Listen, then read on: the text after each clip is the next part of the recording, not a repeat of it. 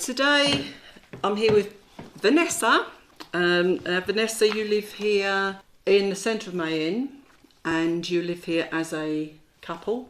We do, yes. My husband and I live here. And you're here full time and you own this lovely B&B. We do. So, one of my questions, do you work here? But obviously you do, every day. Where did you come from you're from Australia. So where did you come from there? My husband and I, Matt, we moved from Sydney. We had an apartment on the city fringes. But Matt's originally from a big farm in northern New South Wales a long time ago. Yes. Yeah, country boy. Very different here then, isn't it? Totally different sort of... Well, it is different. He originally was off a dairy farm and this is dairy country and the weather's quite similar. So he finds some of the countryside here reminds him a little of home. Oh. What age group do you come in here? Which are you? This one? We're in the 50 to 60. Right. We're not going to go into specific age. She's not after birthday cards. And did you visit France before deciding on coming to buy here? I've travelled here in my 20s and have been back here on subsequent trips as a tourist. Matt had very little experience of France, but he did come on a reconnaissance trip before our buying trip, then the buying trip, then the move. And I think you said before, because he came on his own with that, so you both had your own individual visits. Yes, because I had travelled quite a lot in France and was much more familiar. Matt came in September 2017, and to experience what it was like to fly into Charles de Gaulle with very little French, arrive, get into Paris, get to Gare Montparnasse, get on the train, get down into Brittany, hire a car, drive around and just deal with the logistics of hotels and being here when you're not overly experienced with France. And so it was a logistics trip to see if our business idea would work for visitors that were coming who didn't have French language and were sort of experiencing France for the first time. So done it as if you were one of your guests. Yes. Yeah. So what was it that finally made you decide, yes, we're going to buy in France? I wanted to live in Europe since I left in 1984. Should never have left. Lifelong dream to come back. And then a gap in my life opened up. We had this opportunity and I said to Matt, would you consider it? So we looked into it and we looked across the UK and across the EU and looked at the best opportunities for visas for Australians living and working abroad, which closed a lot of doors. But in our age group, if you're 30-something, you can do things, but not if you're 50-something. So where were the visa opportunities? And we also looked at economic stability and housing affordability as well. So France was a standout. The UK really wasn't open to us for our business category. And at that time, with no British heritage, there really wasn't any kind of economically affordable pathway for us to go to the UK. So is the UK something you did consider? Well, we speak English, so I think if working and moving into a second language is difficult enough without, and there are massive cultural differences no matter where you go to the UK or to here from Australia. So obviously going to an English-speaking country like Ireland or Scotland or to England was somewhere that we certainly looked at to begin with. But economically it just wasn't practical. And from the tourism opportunities that we were looking to provide, we didn't feel there was a proper gateway there for us. Why did you decide on this particular property? Since we'd chosen France, we drew a 2-hour travelling TGV train line circle around Paris. And that's where we started our look in France, so that people could fly in to Charles de Gaulle, get into Paris, get on a train and fly in at 6 a.m. and be with us for lunch. Something simple and straightforward. Yeah. So that's how we chose our region of France, accessibility to Paris. And I wanted to live near Paris. I wanted to be able to go to Paris if I wanted to without it being a big expensive. And then we started looking. We had set business criteria. So everything was set around our business criteria.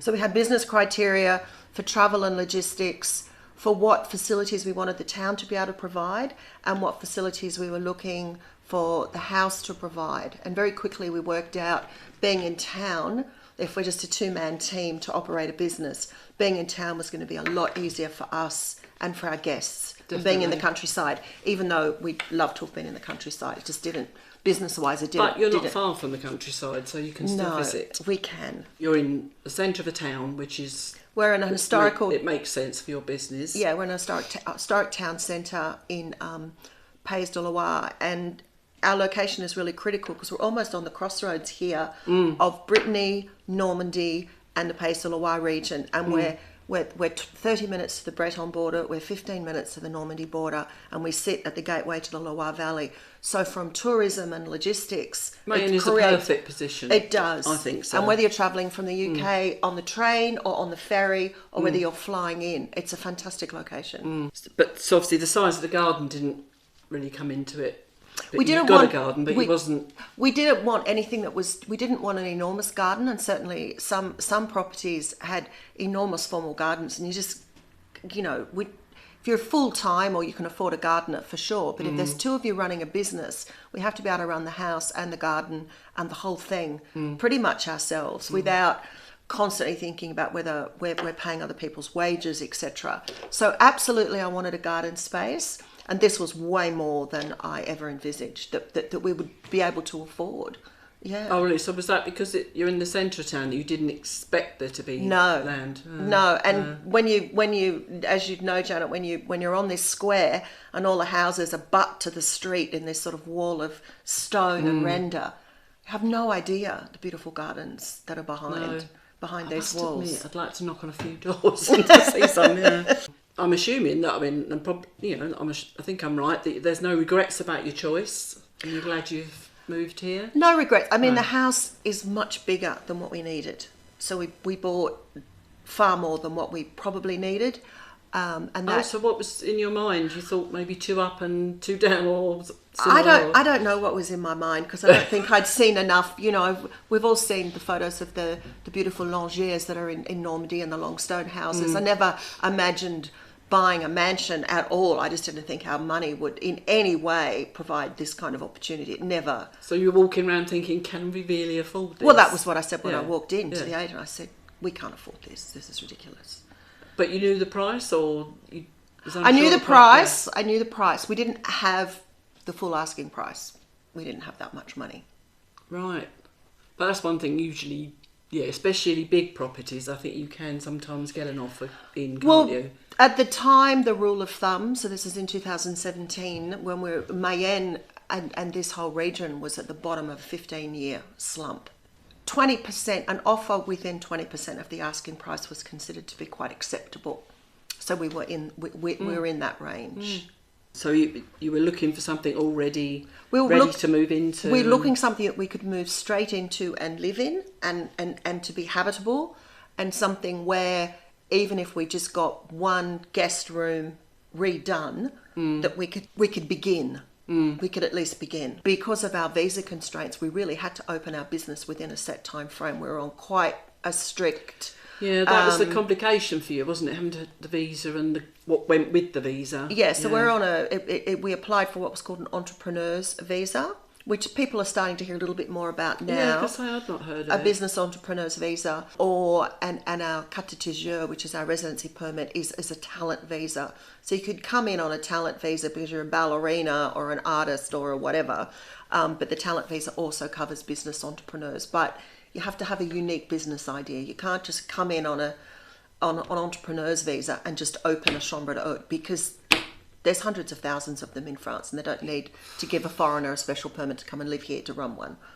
So, see, I think people always say to me, you were brave, but I think you were braver knowing that there was so much you had to do to get here. Well, we didn't have any other choice. Yeah. And the French government had a plan, they had a project. So, you know, they had it outlined. They were very, very clear about what they required, what their criteria was, which was demanding but not unreasonable. I think the thing that was demanding about it was that they required you to establish all of their criteria before you put your application in, rather than put as much together or put your business idea, tender that, and then go, yep, that looks viable, okay, off you go, put the whole thing together and come back to us. I think having a tentative yes or no beforehand that they were open to what you wanted to do would have been more reassuring. However, they want people to be brave, and if you're not brave enough to do it, then maybe you're not brave enough really to take on all of the things that come with it.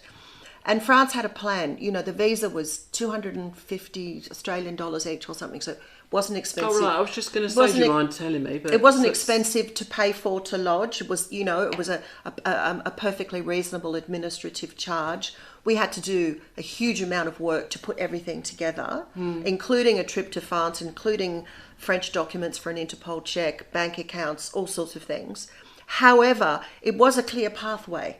And it said, at the end, this is what we're offering you. Whereas the other countries were not offering that kind of clear pathway with some kind of visa or surety. And some countries like the UK were asking for very, very large amounts of money that we couldn't possibly have put down, that we'd never get back. Australia does too, so, you know. But if you want to come, you have to decide. And it doesn't matter whether you're coming up the way you guys came. If you want to come and you want to emigrate, because that's what we're doing here. This is not a holiday home. We're talking about you are immigrating into a new culture, and you're asking a government and its people and its culture to accept you, to accept your business, and accept you living here. And I really admired what the French government had on the table, because I thought it was really clear. Yeah, it's so interesting to hear, as I say, because it's nothing like what we've done. You've got here and you then found there was work needing doing, and it's still ongoing. We knew the house had to be updated. The house the house has 3 living levels plus cellars and attics, and we the ground floor, which is where we're sitting today, and the first floor where the guest rooms and the bathrooms are, were all habitable. They had been completely renovated in 1984, which was now very, very tired. But wiring had been done, the kitchen, the bathrooms. So yes, they were very dated if you want an ombre pink sink and shower basin and things like that. But they were there and they were working, they were clean, it was dry. We've redecorated with furnishings, but this room is as we purchased it. I know, that's what I remember the first time I came here. I was just amazed because the colour scheme is so... What's the word? Contemporary. Well, I just want to go classy. It is. It is very classy. It's very classy. That she picked, stylish, and certainly this neutral palette that's in this room was not upstairs. But the house was perfectly livable, and people who knew us, who were coming to stay as some of our first guests, knew it was a before. And we even had people who said, we want to come before you do anything. I want to come and stay and see the house that you bought, and then I'm going to come back again. And before and after. And that certainly has happened. But we needed a house. That must be really lovely for you to see the reaction. Yeah. And people who noticed, and we go, oh, you noticed that, and you noticed that, which is lovely. But we had to have a house that was habitable. And, you know, if this room had needed a full repaint and ceiling and moulding work, we couldn't have bought the house. The stairwell, if the stairwell needed, some of the wallpaper is coming away at the moment, one drop of wallpaper in the stairwell would take a whole roll of wallpaper. Just one drop at 50 centimetres, all the way up through. You know, so if those kind of things needed doing, that they were so terrible, the house would have been off. We couldn't have afforded it. Basically, it had to be habitable. Top floor, which is our 3rd occupation level, is uninhabitable still. We've started more works that will allow that to move forward and be finished. Talking about works, obviously you don't do all the work yourself. I think Matt does some of it, and do you join in as well? You're painting and things? Well, it depends on the relationship you have with your husband, how well you get on working alongside each other. And some couples work alongside really well and some don't. And I'll just say that we're better off with our separate tasks.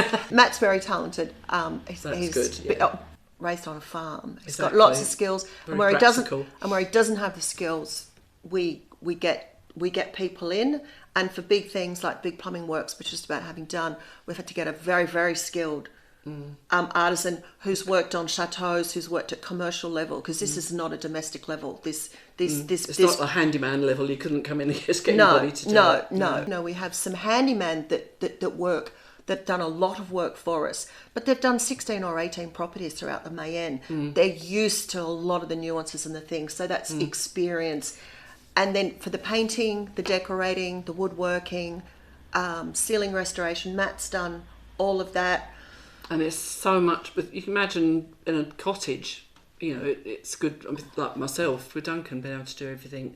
So to be able to have someone who knows what they're doing, that's your partner and the husband, is, such a bonus, isn't Yeah, it? Can you imagine? and preparatory work. Like we did carpet 2 of the guest rooms for a range of reasons, even though it's not very French to carpet. No, it's not, is it? I think a lot of people don't know that either, that they just don't do carpet. They'll have rugs, but they do not cover the whole floor. No, and Madame Sisti, who we bought the house from, she did have upstairs carpeted. But I think when you think about the insulation from the cold and the way it keeps things quiet, so you don't hear people walking around upstairs through the floor, and the insulation, there's actually a lot of bonuses. But horrendous when the bedroom's 36 square metres, it's a big room. But what Matthew, in an instance like that, I think it's a really good example. Matt pulled up the old carpet, pulled up the lining, pulled all the nails out of the floor, refinished the floor, relined the floor back with new board, and then the professional carpet fitters came in. So if they'd done all of that, probably would have been double. Easily. It was still... But it's peace of mind for you knowing now that that's all up and you know exactly what's there. We do. You know what you're playing with. That's what I always think that's the good thing about redoing it. Your plumber you currently have is English, but any other artisans you use, have they always been English, or have you used both? French and English? We've used both. Our plumbers have been British. One of our first plumber, he's retired now. Our chauffage and our boiler, which was all replaced last year, and the first stage maintenance that we had done when we first moved in to get elements on it so we could control the heat on them all and get it all bled. That's all been done by a French company, and the company that replaced the chauffage, which was 1969, so it had done a good job. We got a friend to make some phone calls for us to create that connection, because we'd had trouble getting quotes and getting work done. The gentleman that came, who's my age, bought his dad in his 80s, who had installed, in French company here in Mayenne, who had installed the one in 1969. So he was here, his son was here, who's my age, and the apprentice was the grandson who had qualified. So we had 3 generations of the same family all here. Wow. Doing a second fit, so they understood. And, it was the best price we had and the best advice, and it's fantastic. So that was an incredibly positive. Over 30,000 euros difference between our lowest and our highest quote. Really? Wow. That's a lot of money. And what if it's that the price was affected by the fact that he knew the house and he knew what we didn't need. Yeah. Whereas the others might be at 50k, which was what some of them were, they're going, you need this and and they just involved this incredibly complicated, supposedly eco, this is going to do all these things. However, the plumber who we used, he said, but there's these new chauffages, they recuperate the heat internally, so the heat doesn't radiate out, it reuses, it preheats the water. And so he put in this amazing chauffage that built in on it. It looks like a traditional one, but there's all of these eco things that are internally inbuilt, which meant we didn't really need to do it with all the other stuff. So you need to know someone who knows what they're doing. Going by what you're saying, your choice, is it usually determined by the cost, the language, or you've gone on recommendations? All of those things, Janet. I mean, 1, you've got to get someone to come. 2, someone who's not terrified of the house. 3, are they available? I can imagine it being scary to some, yeah. It took us 6 different divvies and roofers to get a roofer to come, and that took years. We just couldn't get anyone to come and do the roof. But I think anyone in Mayenne has trouble getting roofers. No, it's not an expat thing. I know some of our French neighbours have trouble. There's a shortage there. There's probably not many people that are willing to go that high either, is there? Well, we used the cherry picker, so he's up on a mechanised cherry picker, which was good. It's not just, yes, price obviously, but the cheapest price is not always the best price. But it's also about the individual that comes, about how they relate to us, how they talk, whether you create a connection and what, it's the same thing when you hire someone. Sometimes you just think, I don't want that person in my house. No, you need to be able to communicate with them and know that they're listening. And they need to be able to communicate with men and with women. Yes. I'll just say to Matt, no. Why? And I said, no, just no. Yeah. I think you've probably already touched on this about when you bought the house, but were there any problems you didn't anticipate? No, I don't. I don't. I think we had a really had a 180-page diagnostics report. Wow, I've never heard of one that big. And I had to sign in my maiden name, so suddenly my initials are VV. I haven't signed VV since 1984 or something. I'm like, you know, signing each one. We had a 4-hour conference call with our immobilier, Lauren Weston, and she rang us. We had a 4-hour conference call to Australia, and she translated the entire diagnostics report on a conference call. Wow. And we sat there in Australia and went through it with her. When you're a foreign buyer and you're buying from the other side of the world, makes all the difference in the world. I think it was just about liability, you know, because there was an old pump for the boiler on the first floor in one of the bedrooms that was classified as dangerous. It could not be turned on. It's one thing that's worth mentioning as well, that what shocked me was that they are very insistent on the maiden name, aren't they, with women? But that's what they like, and it seems to determine you. Yeah, it is interesting that suddenly, because and yours is probably too, my titre de jure is in my maiden name, my maiden name and my married name. I kind of like it because it anchors you to the name you were born with as a legal thread from birth to death. If you marry and change your name, and then if you happen to divorce or you're widowed and you change your name again, so having that that one linking name that runs all the way through, I think some of the Western democracies could run with that. Yeah. Did you set yourself a budget, and do you think that budget was realistic if you did? We didn't have a budget, but we had a pool of funds that was available from the sale of our property in Australia, and we had about 30% of that in reserve. Was it enough? Probably in gross dollars it possibly was. I guess there are so many other costs when you change countries. Flights, shipping, buying a car, all these things you've got to set up and establish, your phones. There were so many things that probably, as a renovation fund, yes, but as a renovation and your fund just to get you up on rolling, very quickly. It can get swallowed up. You know, everything from, you know, we're launching a business website, we're buying URLs for the business, you're paying your ongoing fee on the website, the ongoing translation fee. It just You didn't have a house rewire. You said the house was running before you bought it. On the ground floor and the first floor. So we had 2 living floors. The top floor has no water and no power, and the dependency has no water and no power. So that all does need to be rewired, and that is in the process of being rewired. The top floor, I think the fuse box is the next thing, because we have 4 fuse boxes in this house, because the scale of the property and everything is too big to have just one lot of everything. So I think there was gas lighting up on the top floor at one point, because there's still gaslight stuff in the walls, and then the cloth covered stuff, and then some modern stuff. But a lot of it had actually been removed. The wiring, there was sort of remnants, but they've had to rechannel to run all new wiring up there. I just think it's a safe thing to do. And I think some people move in and they cannot move in until that wiring's done, but yours was safe enough that you could move in, you can just gradually build on it. The biggest outlay that we knew we had with this property is we knew we were going to have to do the chauffage at some point.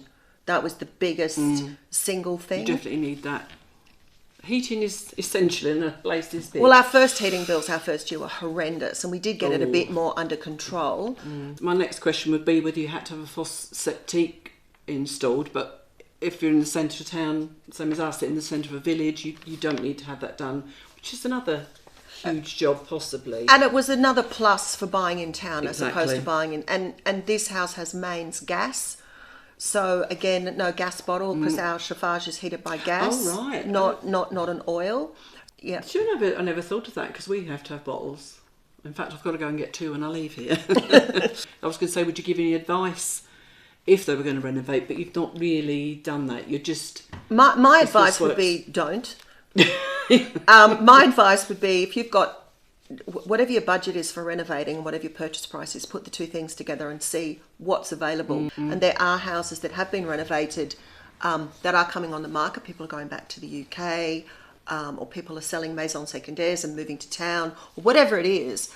And I would say, have a really, really good look at what's available, and don't just suddenly think, oh, I'm not spending 160 or 200,000 on a house, when in actual fact you may end up well spending that. And I would absolutely say to anybody, unless you're a builder, Duncan's an electrician, you've got the skill set, or you just are compelled, have a look at what's done. You can still make it your own. And not everyone who buys a wreck survives. They get caught up with the spend, they get caught up, suddenly they're in a caravan over winter on their farms. There's a lot hinging on your life here. Okay. Is your family back home in Australia? Or do you have any family here at all? No, we don't have any family here. I have 3 and Matt has 3, so we have 6 adult children, and first grandchild's just been born, and they live either in Canberra or Sydney. Have your immediate family visited very much, or do you find it difficult? My children have all visited. Matt's daughter, we flew over to come and stay with us. She came and stayed with us in the first year. We haven't had our children visit since COVID, but we have had Matt's sister's been to visit, and lots of friends. Very lucky that lots of they're part of the such network. A long distance that they have as well. I mean, Australians love Europe. How do you find the French cost of living compares to the cost of living in Australia? Cost of living in Australia is much higher, way higher than here.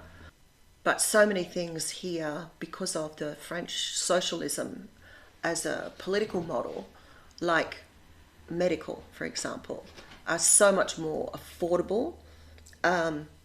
Insurance is cheaper, telecommunications is cheaper, your mobile phone services are cheaper, like 50-60% cheaper. Car registration is cheaper.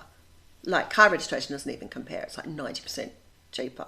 When our car's got to be our French car here, and we take it off and it goes to the mechanic, and he registers it and does whatever, and it costs us, €200 or something if we have some work done on the car. In Australia, and by the time we had the car, had the MOT check done and paid the car registration fee and the compulsory third-party insurance, plus then your insurance policy, annually to get your car on the road, you must be looking at $3,500-4,000 minimum per car per year. But French wages are low and housing prices are low, and so some things, I think it's hard to. I think cost of living in Australia is much higher.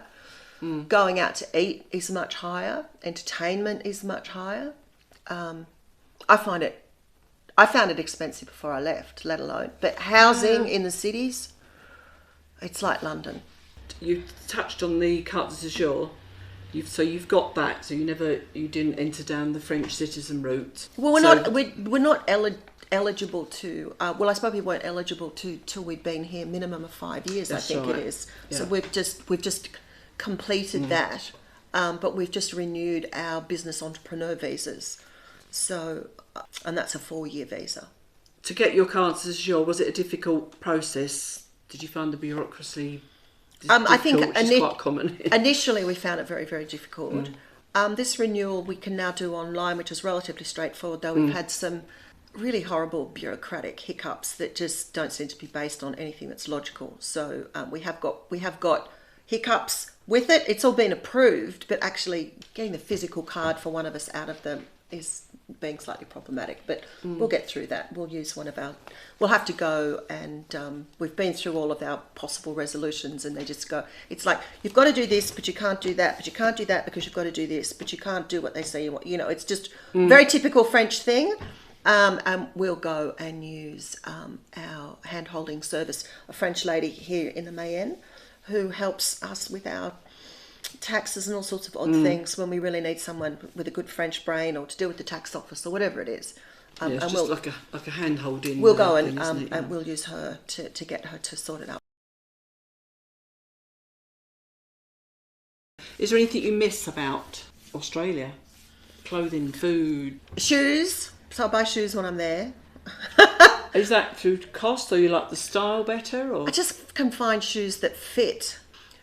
Summer clothes I tend to buy in Australia. Buy my winter clothes here. I guess you miss people. And in wintertime I miss the light, I must admit. A winter's day in Sydney could be, 6 or 8 if it was freezing in the morning. And it'd be 23 at lunchtime, a blue sky and sunshine. I mean, and that's winter. And that could be a summer's day here. And we've had this grey weather early. It's only just the 1st of November today. And we've had, grey sort of rainy weather on and off for the last couple of weeks. I guess I'm just used to that blue sky. Living here and shopping here, how do you find the the opening hours here? Because obviously they're shut for 2 hours at lunchtime and... Yeah, I think it's great. I think it slows the pace of life down, makes more time for family time.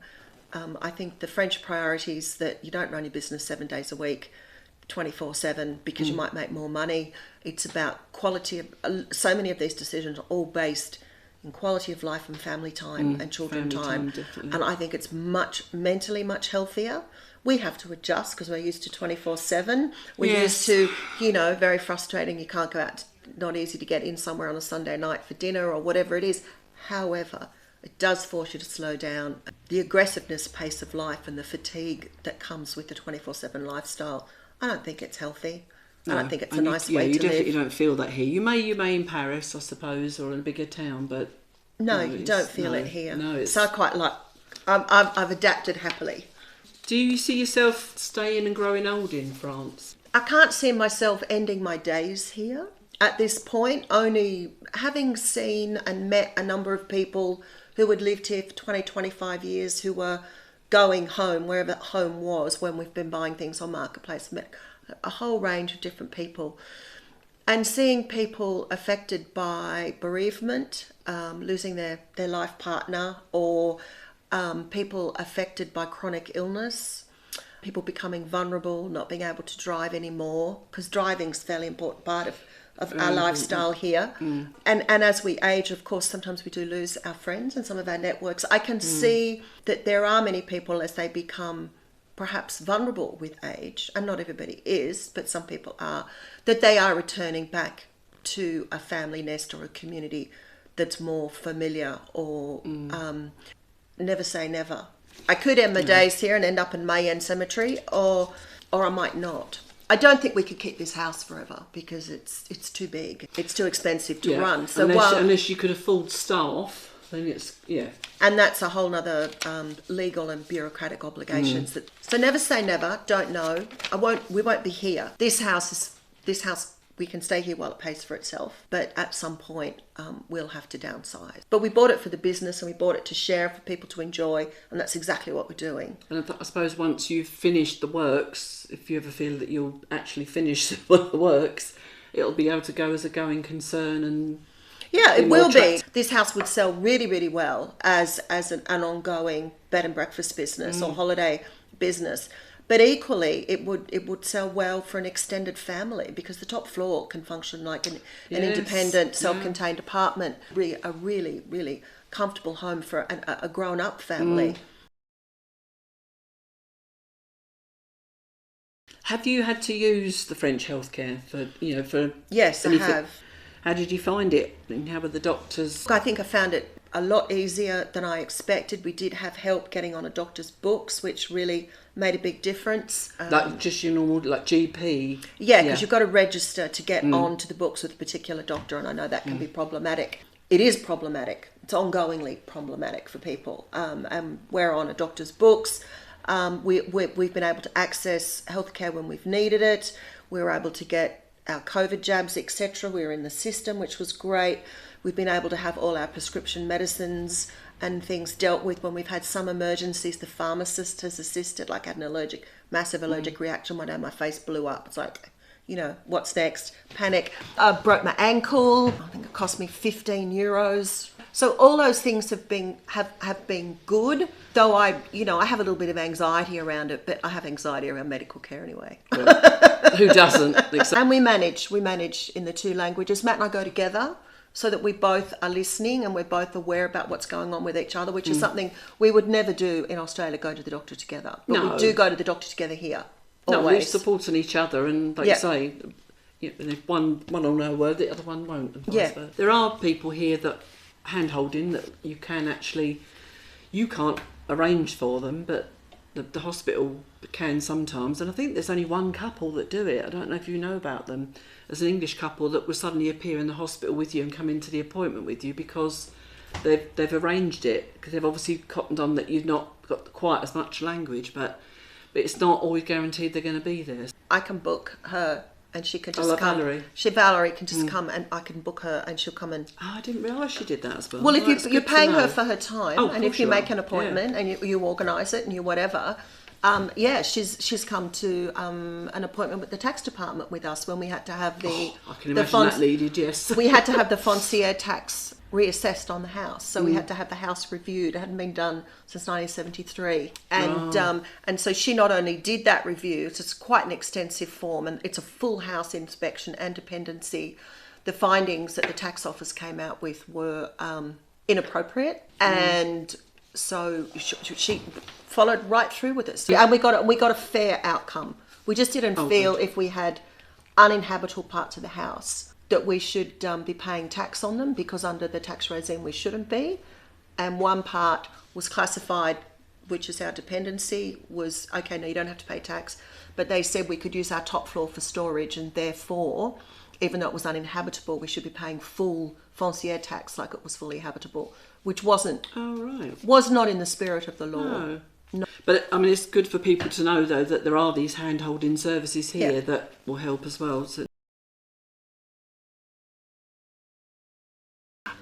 Car Vital. Yes, a Car Vital was part of our visa, part of our entrepreneur's visa, that we would be provided with the full French medical cover.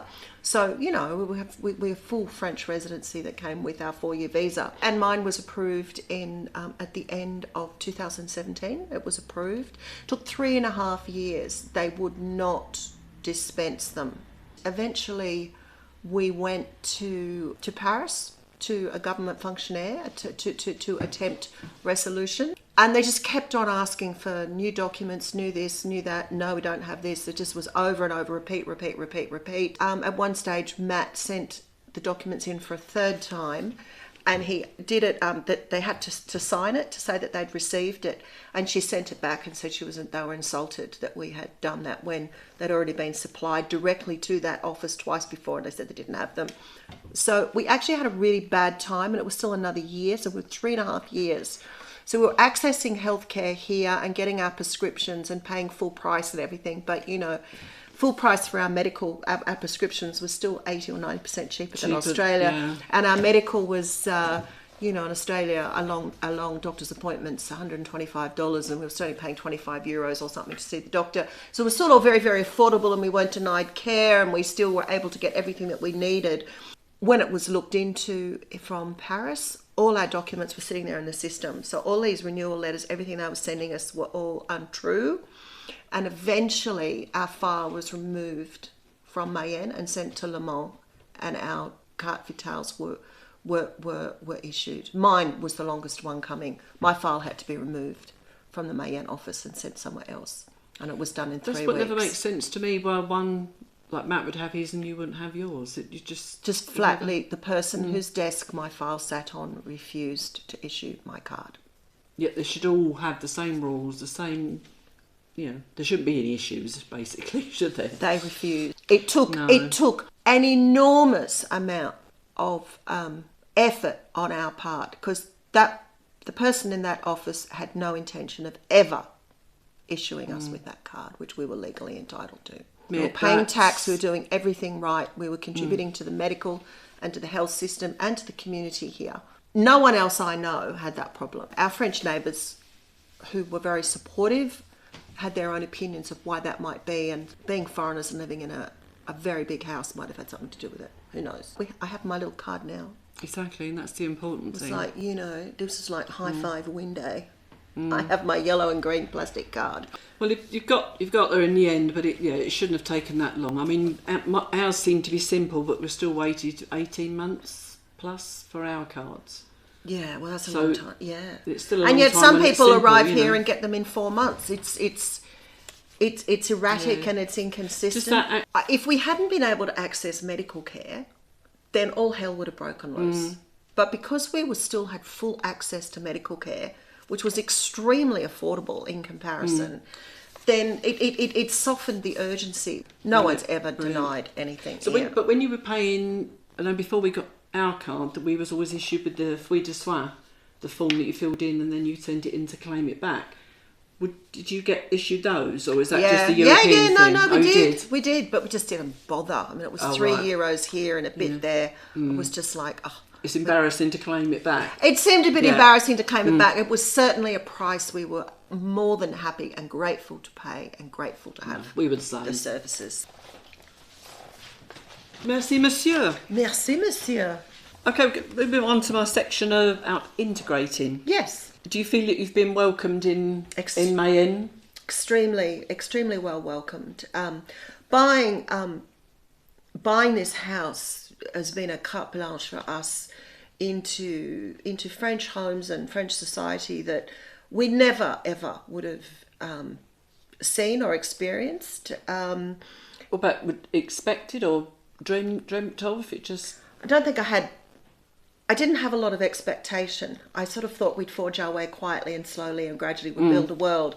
And because I think welcoming foreigners into your communities are always a mixed response in any culture, no matter who they are. It's very variant on who the people are, where, it's very random. And we were very welcomed. And as one of our neighbours said, he said it brings him such joy to see the house up and awake and breathing again as the shutters open and close every day. And that we're here full time and we're here for France, as Bernard said to me on one very champagne-filled evening in one of the mansions here on the square at very late in the morning. You're here for France, Vanessa. And they're very joyful, engaging. They're interesting people that we're interested in the same things, and so we feel very much part of the community. And you're bringing people into the town, aren't you? And you're bringing money into the town. And, yeah. I mean, I'll put the link to their B&B on the screen or in the description anyway. But so if you're curious and want to have a look, obviously going by that, you've obviously made friends quite quickly and quite easily. Yeah, and friends and community are sometimes function on two different levels. So having a neighbour whose door you can go and knock on and go, I'm sick, I need help, or whatever, and someone who just instantly. Some neighbours who are looking out at each other's houses, we're all slightly different ages and different things, is really nice. And then there are friends that we've made too. So different ways. Matt's made some friends through the bar, up the tobacco up the road, and through other English friends who have got French friends, and through wargaming community. There's a French war games club in Laval, which amazes a lot of people. And he has his own T-shirt in French, and he belongs to that little community. So, it's the networks are not extensive, but they're supportive and they're there. So you obviously knew no one here. You came here, just the two of you, and then just got on with it. Didn't know a soul, and I think that probably made our first year much more difficult. I think you've got to be a certain personality, haven't you, as well? Because you could have come here being very meek and quiet, and then it took a long time to have met people. But I think you're both quite big personalities. Well, we realised.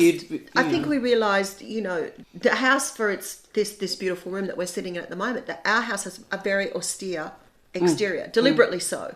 This house is not designed to necessarily appeal to you from the outside. So this house was built in about 1690. It's got a very austere facade, and the idea is the money's spent on the inside. And it looks like it's locked up like a fortress. It doesn't have a front door to the street. No, I mean the wooden gate you've got there must cause a lot of curiosity.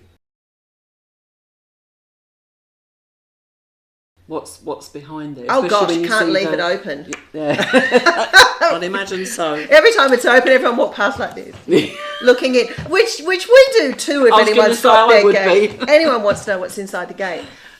So we knew that if we wanted people to come over, we'd have to invite them. I know you reached out and you came over with a friend of yours, and you said, I'd like to meet you, and we said, come for tea, which you did.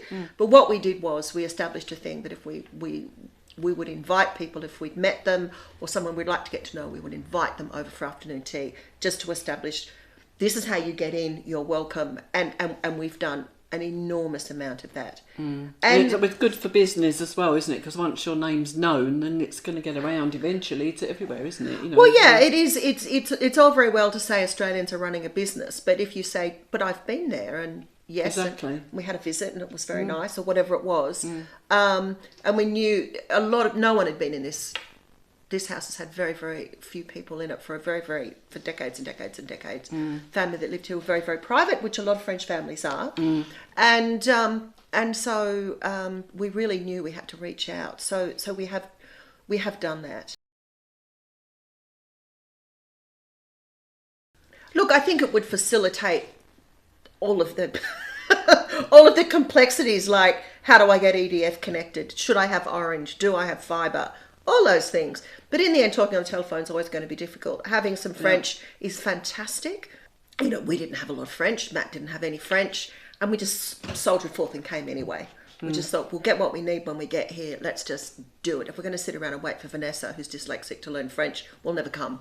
Any French you've got's an asset. Yes, you need French. Do you mean to be fluent? No. Is it good to be fluent? Yes. Will you ever be fluent? No. You will always be a foreigner. Your French will never be perfect. And you could learn French here in Mayenne, and then you're in Paris and someone says, oh, you have a Mayonnaise accent. That's not how you pronounce it. Exactly. Or you're from Brittany and you've got a different word for something. So do you need French? Yes, you need French. Should you go to French classes? Absolutely. Should you go to conversation classes? Yes. But is it absolutely essential to speak fluent French to live here? No. I think you did go to lessons, didn't you, with the Euro Mayenne? We did. We did 3 terms in our first year. We arrived here in the March and we did 3 terms at Euro Mayenne. And the following, we opened our business close to the Christmas holidays, and we opened our business the following April. So we didn't go back after that, but we that year from that April, we worked through to December. We didn't stop. So I had a French person.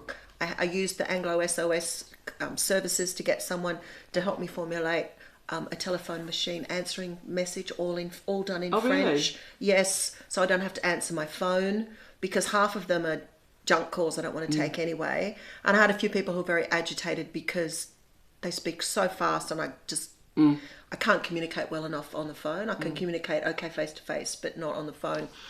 So problem solving, you just have to think about, how can I make a resolution? And the resolution was, all the information's on the text message. You book direct on the website. Send me an SMS, not a text. In French, it's an SMS, not a text.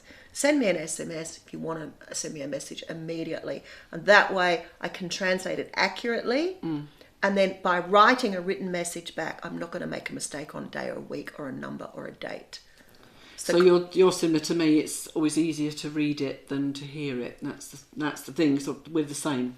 If you can email us, or if you can send an SMS, that's fine. And I can use a translation service to take it back and forth, and I can make sure that what I'm communicating and what they're communicating, if they've got it in writing, I've heard it accurately. So anything in writing. And even when I was dealing with artisans when we were first here, when we first had to get the heating system sort of up and working for our first winter, and we had a whole series of works just to get the old girl going and making sure it was fine. When the French artisans came that we used at that time, Matt and I would talk about what we needed to do, and then I would write a full, almost like a letter with put a question or a statement, and then what I needed, and it was all written down and printed out for the artisans when they arrived, and I would hand it to them so they would know what our concerns were, and I was clear about what information I had placed into and I had not been misunderstood. And you've also then got it in writing to say this is what we said. That's correct. Yeah, exactly. And they read them and they worked with us on that and were completely It's got to be easier for them as well, because they must be just as frustrated. Of course they are. So, and you know, and they're not at fault here. We are. The handholder we use is French. It's a French person who's handholding, representing us foreigners. But if they need just that right nuance to zero in, they've got that little whatever that extra is. Exactly. I know a lot of people that use her. It's funny, I went with my friend yesterday to the garage to get a service on her car in the Renault garage, and he phoned when to say it was ready. And she couldn't, obviously my friend couldn't understand it, and she said to him, can you send an SMS? Well, oh yes, if you're late. And did that, and so that's exactly what she had to do. Then she said, Jane, can you read this? What does it say? Yeah. Because it just, well, somebody can read it, it's just... It's just being clever, instead of panicking, think outside the square. And it's really easy for them to send an SMS. It's really easy for us to get it. It's a really simple way. You know, I know a couple of couples where they've really learnt French relatively quickly. Some have the diligence and the work. They're retired and they've worked extremely hard at learning French, but still not conversational enough after 3 years to discuss politics or whatever. Oh, I wouldn't do that in English. I think we just all get by, and maybe There's always ways around it, isn't there? There is. So you get by, obviously, with your conversation in shops and everything. I think you'll, And I've got quite a good accent, so that helps, so I can bluff my way through. And if all else fails, just say it with a French accent. You never know, you might be lucky. It's your best tool. Lots and lots of You can get away English. with that when there's the words. There's a lot of the words that are English as well, aren't there? You Just can the have accent difference. You can have a go, and sometimes putting your English into a French accent, like a French person speaking English, assists the French person that's hearing you with their comprehension. Because if I layer it with a really good Aussie accent, or put a Yorkshire accent on the top, or whatever, or London, whatever, or an Irish, the French comes over and it sounds confusing. So if you say it in English with a French accent, sometimes the French people have a better chance of understanding it. Have you ever tried Michelle Thomas? I have got some CDs upstairs. Because yes. he always says, doesn't he? It's like tennis. Just give it a go, and if it doesn't get over the net, just bat again. And it's it, exactly. And if you get your nurse part or your parness or whatever it is mixed up, if all that part, whatever, I just blurt it out, whatever comes out.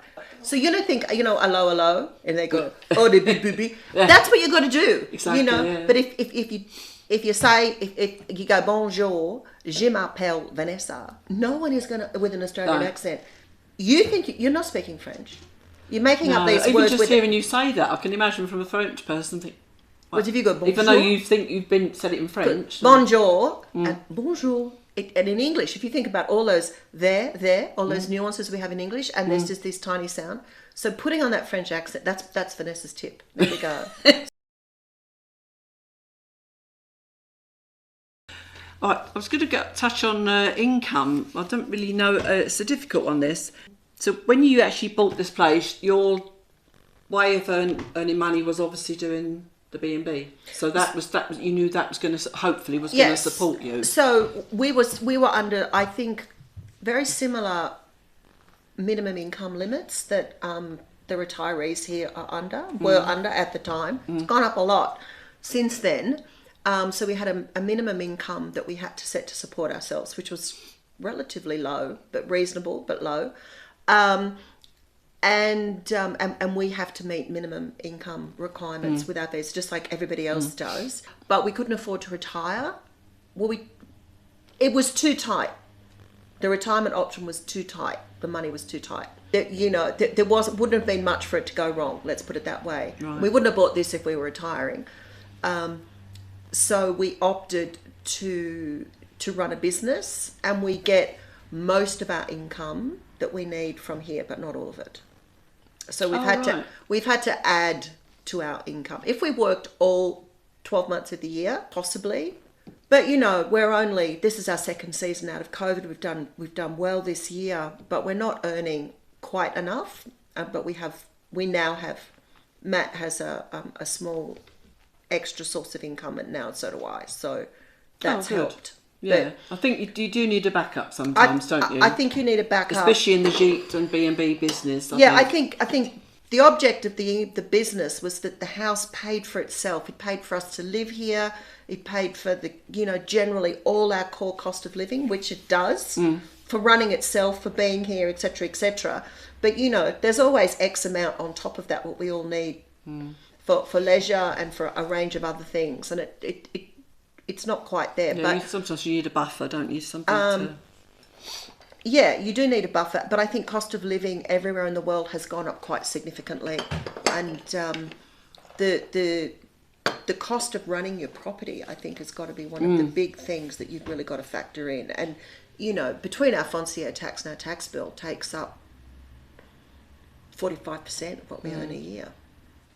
Right, so So obviously you say you have difficult times, which especially because it's seasonal, isn't it? So your summer needs to pay for your winter, doesn't it? It does. Look, there is business. There is ad hoc business here in the off season, and our season certainly extends to November. I mean, our season does not finish. September and October are out. So spring and autumn actually are very good for us. So we don't have a 6 or an 8 week season. We have quite a long. We have quite a long season. the profitability of having your business open in wintertime, as you know, is something that most of us just find. It's, yes, we get the cash turnover, we've got a bit of cash flow, but you've got those blind costs. Exactly. There's all the things of actually the washing that's involved, and the ironing the bed linen, heating the place. You know, yeah, it's all things that people maybe don't consider. I mean, we're lucky we do it ourselves, but if we had staff, we just couldn't have staff. Well, you can't. If you're big enough to have, if you think your business is going to be big enough to have staff in France, you want to be big. And we're talking chateau level hotel. We're not talking running a chambre d'hôte, because a B&B in France, maximum 5 guest rooms, which is totally different to the UK. Worth noting, you can stay in a B&B in the UK, it's got 20 rooms. There is a cap here. 5 guest rooms, maximum 15 guests. So you can't have any more than that on your premises, and that's just in your chambre d'hôte. Otherwise, you've got to go to fire escapes, a whole another level of business. So running a B&B here is capped income-wise. Can earn a lot of money, but you need to really, really research where you are. And being in a sleepy town like Mayenne, which we love, which we chose deliberately, is perhaps not the best place to be if you want your B&B full all year round. Chambre d'hôte is the room of the host. That's what it is. It's offering guest accommodation and breakfast in a private home. That's what a bed and breakfast is. It must be in a private home. So you must use the same front door as your guests. The guests must stay in your home. You must live in the home. The chambre d'hôte is about staying in somebody's home. So once you get past having 5 guest rooms plus a host, we're talking about a reasonably big home in France. And we're also thinking, well, where are these people sleeping? Are they up in servants' accommodation, high up in the roof? How are they going to get out if there's a fire? So suddenly fire regulations and safety take on, because, you know, most people in France, even this house, which is enormous, we only have 4 bedrooms on our first floor. This is quite, you know, each floor is 330 square metres. So the house is over 1,000 square metres in floor space. And we've only got 4 bedrooms. They're huge, but we've only got 4 on our main living floor. But if people are filling their houses up to the roof, how do they get out if there's a fire? There's only one central staircase. I mean, I think you said yourself you don't drive here. I haven't been driving here, I mean, obviously no. Matt drives. But do you find the fact that the lack of public transport a problem? No, I don't really. The only place I ever use public transport's in London or in Paris, in big cities. Otherwise, I always drive because it's more convenient. So no, I don't find the lack of, or I don't have any need to use public transport. And when I have used it to get a bus to Laval when we didn't have a car, we did that. It was €2. Costs absolutely nothing. There is public transport. There is was stuff that one here. of those little Alliop sort of buses? No, it was a big bus. Did you catch right. up near one of the high schools, up near the Pole Santé? There's a bus stop, and you can catch a bus that goes all the way through to Laval to the station. And the TGV for intercity is fantastic. So that's the difference, because you're in the centre of the main town. Being in the village, obviously there's not so much available. No. If you're going to live in the countryside in France, you need a car and you need to be able to drive. Exactly. And that's one of the big issues with people as they age. If for some reason they're no longer driving, it's an issue. So obviously, because I would say you do have a car, but obviously you do. Yes, but it's we yours do. and Matt's. Matt does the driving generally. Yes, we have a French car. It's been fabulous. Runs on the smell of an oily rag. It's terrific. So also one question was about the registration of a car. Some people don't understand that. I bought our car from someone who lives around the corner, and he introduced us to his garage, which is fabulous, which we still use. And he and the garage just facilitated. The person we bought the car from organised the whole thing with the garage, everything to be transferred over, and really they just helped us with Amazing. it. So and the lucky garage got a new client for life. Yeah, so there we go. Exactly, and that works, doesn't it? Service. Yeah. Have you exchanged your licence you had in Australia for a French one? We've had multiple attempts. It's still a work in progress. Right. Australians don't have an easy pathway. This never makes sense to me. But I And suppose Americans, it's because... Australian Americans don't. We have. It's easier to become a French citizen than it is for an Australian to get their passport changed over, to get their driver's license. Well, Australia doesn't issue, the reason is, and the United States and Australia don't issue national driver's licenses. So the French driver's license, it's not a Pays de Loire driver's license, it's a French driver's license. Whereas Australia issues its driver's licenses by state or territory. So we have the Northern Territory and the Australian Capital Territory and Tasmania, and we have our states. And America issues their driver's license by state. And not only 7 American states have a reciprocal license relationship with France. So if you're in one of the other American states that doesn't, changing your driver's license over can be very difficult. And in Australia, it's very difficult because we don't have a national driver's license. So if you hand over your license, you go, I'm from the Northern Territory, or I have a truck license or a motorcycle license, not a car license, or whatever it is. They just don't recognise the license. They don't. It doesn't say Australian driver's license. Yeah, it doesn't say USA or Australia. And it has they expire. So they expire on a set date, and I don't know if they have a commencement date on them. And there's just the information that's on them doesn't match what's on the information on a French license. And so for functionaries who are not used to dealing with foreigners, it just seems to be, it's like playing ping pong. Here's your license back, give it back. Perhaps they need to brush up on that, don't they? Back, forth, back. And they need a driving record from Australia, which takes weeks for us to get. And if it's more than 3 months old, when you put your application in, then they reject your application. And most applications take 6 to 18 months. Yeah, so they just go back and forth in this perpetual cycle. And once Brexit came and all the British licenses flooded here locally, we were sort of making some progress, and it just all went out the window. It just... So, and regarding driving left-hand drive, that's what you're used to in Australia, aren't you? No, we're the other side. And that's part of the reason why I don't drive. I don't have an instinctive left and right.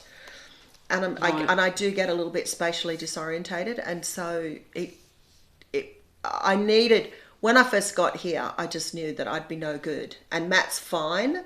So it took me a really long time to get used to being on the other side of the road, which I would say I am now, because when I'm in Australia now, I'm doing it. Yeah.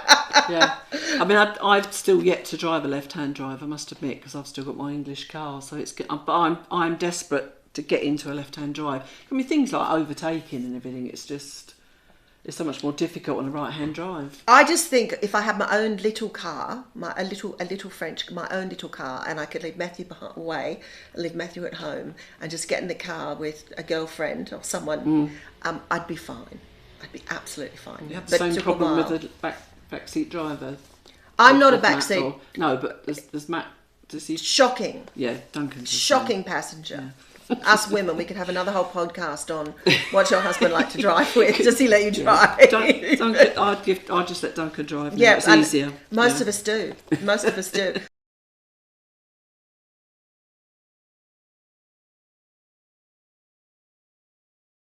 Have you had to we're all good. We have to take the car to Paris.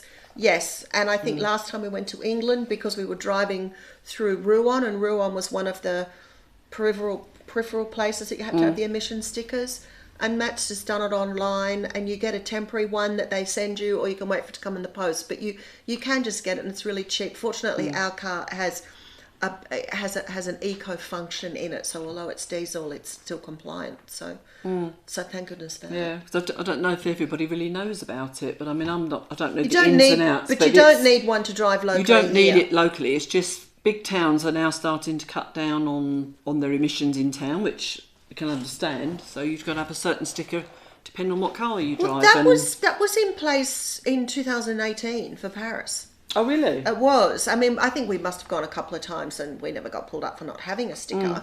But once we'd passed through COVID and we knew the sticker had been in place for a long time, Matt just goes online and does it. So. Right, but let's move on to food. Food. Do you enjoy French food? I do. And do you cook it? Yes. And is it easy for you to find the ingredients that you need for any recipes? Do you have any problems? Well, I think if you're cooking French food, you're cooking what's in the shops, aren't you? You know, the cuts of duck and pork are different. The Garnier sausages are different. The way they make tarts and flans is different. The pastry that you buy in those little triangle boxes is different. The butter. So the ingredients are all there. So I actually think it's easier to just cook French food. But if you're trying to replicate the food that we ate in Australia, no, we don't eat. There's so many different things that we don't eat. But I think it's climate too. I think the food that we eat, the local food that we eat here, which is more Normandy Breton cuisine, I think that would be more the best way to is traditional with apple cider, cream, white wine, lots of seafood, fishes. Stop talking about. You're gonna make me salivate. It's easier. It seems to suit the climate well. Were you able to get any fruit and any vegetables all year round in Australia? Yeah, because it's so much the same in UK.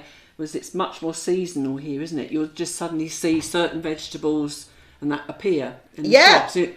Oh, okay. And that's your cooking variety, isn't it? Because suddenly something's in. Right, let's go. Yeah, because I've gone recently trying to find something. I think it was butternut for a long time, wasn't there?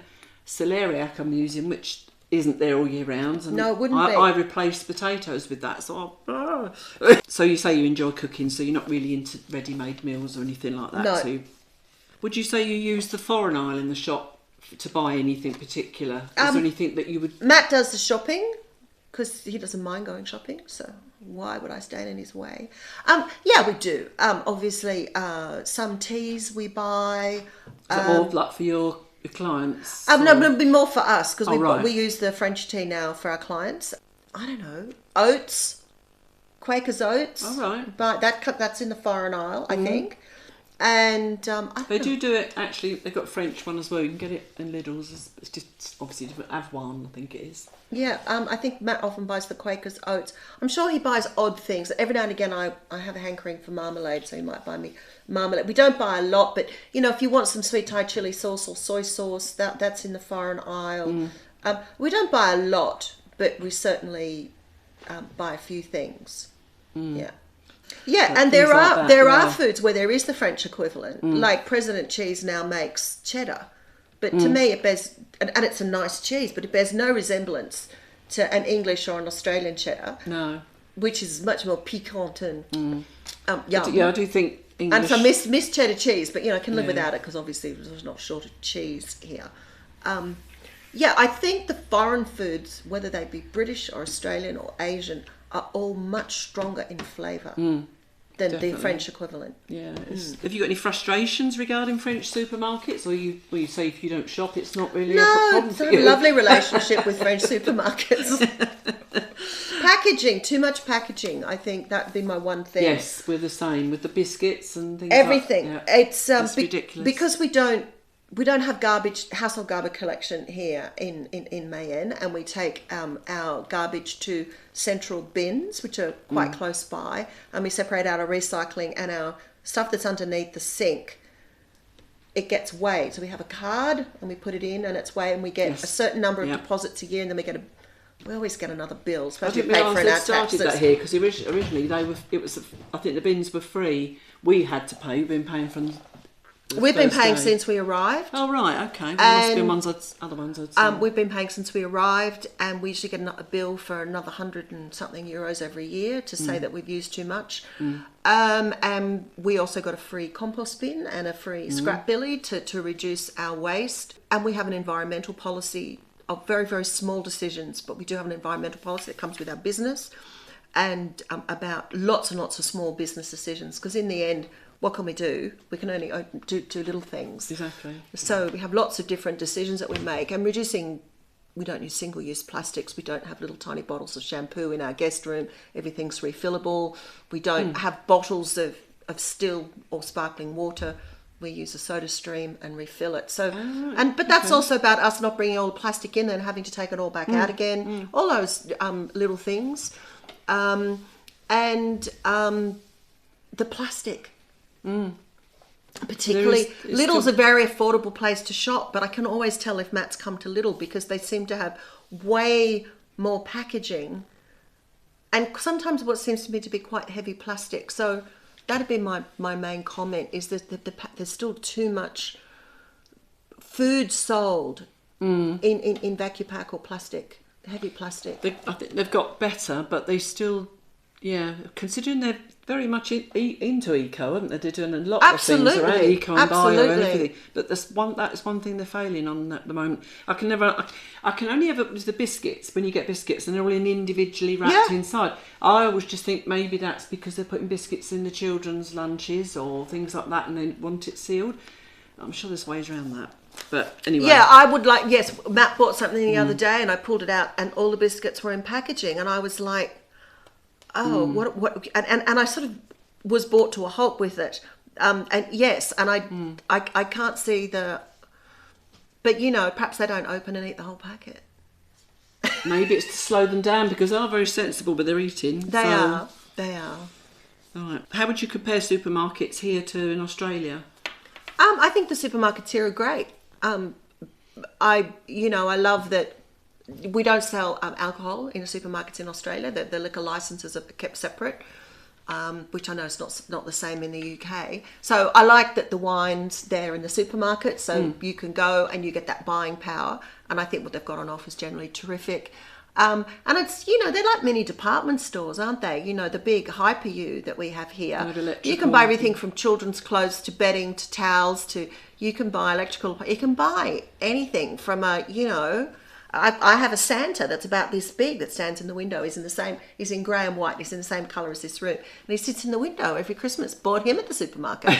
But here you can't buy tobacco in the supermarket at all. Okay, I still wouldn't know because I don't. You can only go to a bar that will sell tobacco. And we have quite a range of pharmaceuticals that are sold in the supermarket in Australia. So you can buy paracetamol, basic cough mixture, I don't know, Vicks Vapor Rub, all that kind of non-prescription stuff, which you can't buy here. You've got to go and buy it at the chemist. Yeah, you've got to go to the pharmacy, which I quite like the idea. Just sometimes it can be frustrating because you'd just like to pick it up while you're in the supermarket. You would. But I'd rather embrace the separate. Yes, and it keeps the pharmacies in business because the pharmacists here provide quite a strong role of community support that I think is very worthwhile. Definitely. We love the boulangeries. I was going to say, I think you love the boulangerie. How often would you say you go? Nearly every day, I would say, to the boulangerie. We eat fresh bread, fresh sourdough baguette, so a rustic baguette. Sourdough baguette. Yeah, so we don't use the fast rise. We don't eat any of that. We only buy our bread from the boulangerie, so it's all slow rise, so it's got low gluten. And we always have a rustic, which is a stickier sourdough baguette, or we buy boule and slice it ourselves. I like a boule as well. And we are trying to cut down on the amount of bread that we eat, and we serve the best croissants we can buy. Because of the quality of the experience that we're trying to provide, we put expensive croissant and bread on the table. It's not expensive in comparison to Australia. So a top croissant here is €1.10 or €1.20. In Australia, it'd be $5.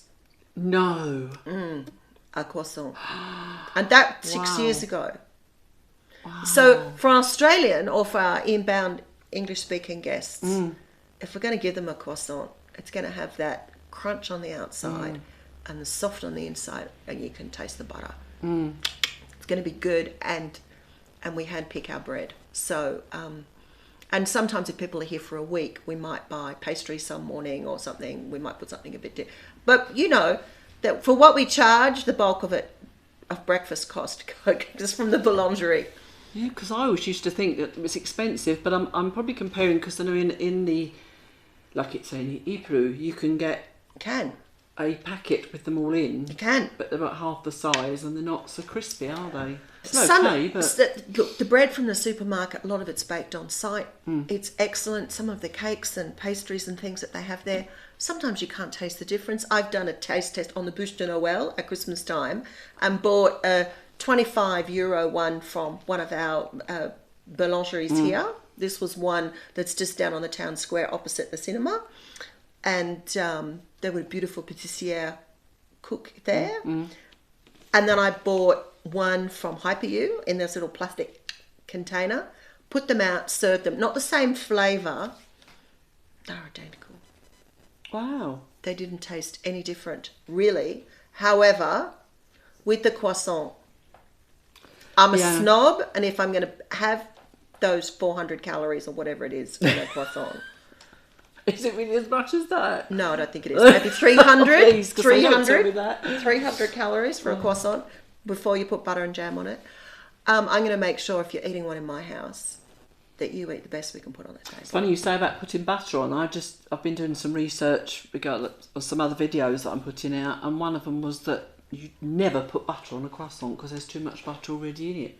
And I went, wow, I've broke the rules already. Well, I would say best pace practice would disagree with you. And if you, even in Paris, if you go to a brasserie for breakfast, if you're not spending the 25 euros or some ungodly fee that they charge you to dine in for breakfast in Paris, and you can go and have you can have a full cooked breakfast in Paris for about 15 euros. So with coffee and everything, they will always serve you your croissant with a thing of butter, with the butter on the side and jam. Well, there you go. So I rest my case. Well, exactly. And that's not just for the relieved foreigners. because I've been breaking the law.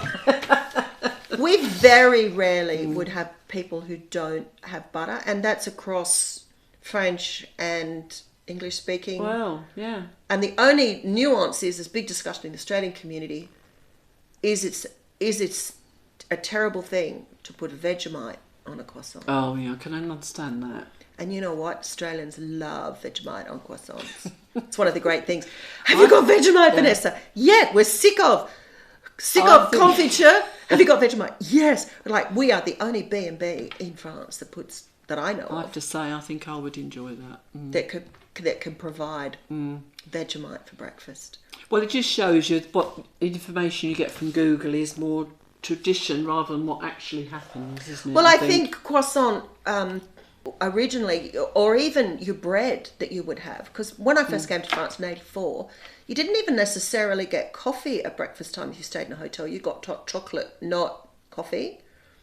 Oh, right, yeah. Yeah, and just about everywhere I went, you got this big, almost like a bowl with a pot of hot I've seen chocolate. pictures of that. And you get a bit of baguette about that big and some butter and some jam. That would be all you would get.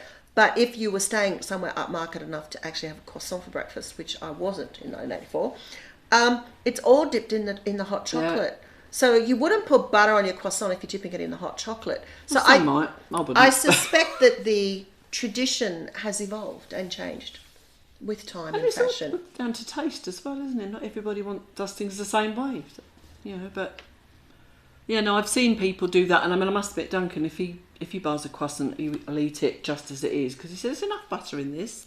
But if it's a good one, especially. Yeah, and it is preference, but very acceptable to put butter on your croissant. Would you say? I mean, someone always says to us, "Do you have any regrets moving to France?" Just to round up. No, I don't have any regrets. It was a lifetime dream, but I wanted to live in Europe. I wanted to live outside Australia. So there was a big goal there. Yeah. And success or failure, I've done it. So it was something well, it's better than having. But during COVID, regrets, isn't it? I think during COVID we're all a bit regretful. Yes, and as we both know, as there's a saying, not all of us have the gift of life that we live through into old age, and so living it well is something that I think we owe to ourselves. If you can do it, yeah, definitely. Yeah. Well, thank you very much